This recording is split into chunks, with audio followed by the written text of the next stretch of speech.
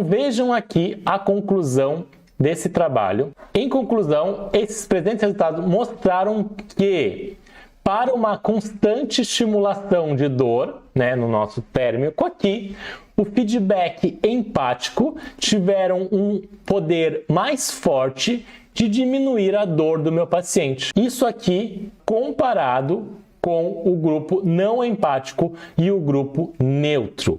Além disso, os comentários não empáticos aumentaram a intensidade de dor do meu paciente. Então não é só o comentário empático. Não se preocupar ou ter um comentário não empático pode aumentar a dor do seu paciente.